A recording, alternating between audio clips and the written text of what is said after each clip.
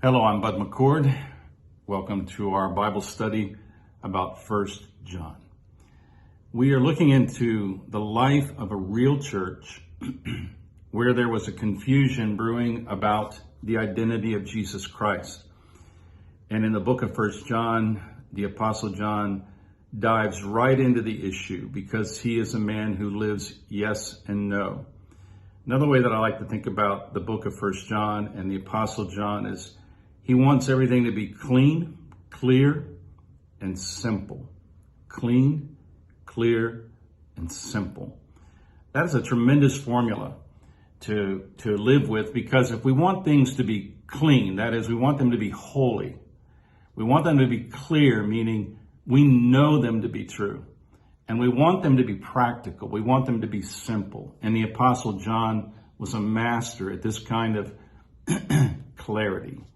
He literally had this kind of clarity. And so as we begin this study of this caring pastor, this caring apostle, trying to bring the church back to clean, clear, and simple, trying to help them to remember what they know, what they have, who they are.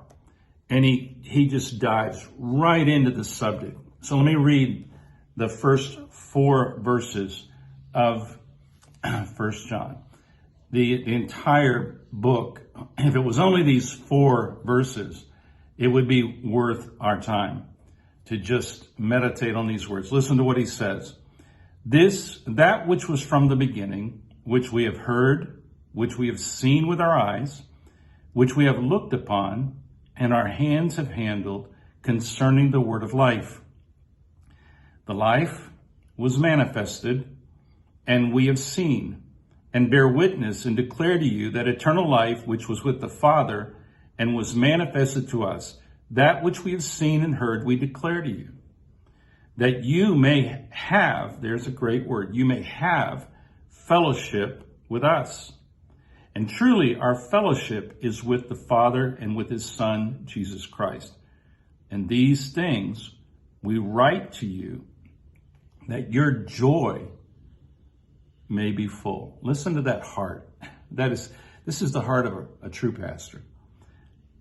And these things we write to you, that your joy may be full. This is the way we should approach people, that their joy may be full. We should be helping people to come to clarity and cleanliness and righteousness and simplicity. And when you add that all up, then it comes out as joy. Now, John, because there were false teachers coming into the church and teaching that what the people were and what the people had and what the people knew was inadequate. So he steps in and he says, let's go back to the beginning. Let's go back to the beginning. This is an incredible part of discipleship. You always go back to the beginning. Go back to the beginning. And the beginning, Jesus is the beginning and the end. Always go back to the beginning. And what have you heard?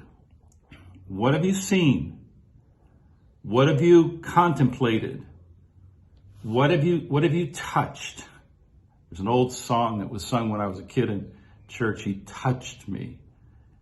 And oh, the joy that was in my soul. Even though we never have touched Jesus physically, I can tell you this, that there is an incredible part of the Christian life that is emotional. You feel and live and have joy in the presence of God. So John, he wants to take them back, and the only thing he can do is say, this is what I saw, this is what I heard, this is what I felt, this is what I touched, and this is no small thing. It's 3 years of observation. And so he says, Jesus has manifested the Father to us, and more particularly he says, manifested to us eternal life. What does that mean? Well, it means we know that our life now can be endless. Remember when Jesus said in John's gospel that he who believes in me will never die? Do you remember that he said that he was the resurrection and the life? That's what we know. That's what we know. And then when we come into the light, as he is in the light, we begin to have a life that simplifies. And remember, simplification is something that is so understandable that anyone can grasp it and then make that a practical life you want to live or a behavior that you want to live. Someone has said that that Jesus is the great simplification of God. He makes him visible, available, and practical. So John is saying, don't listen to these false teachers. They're going to complicate your life. They're not going to simplify God. They're going to take you further away from God. And that is the work of false prophets. They don't simplify who you are, what you have, what you know. They constantly focus on what you don't know, what you don't have, what you are not. And they keep telling you you're not enough. And they keep telling you you don't know enough.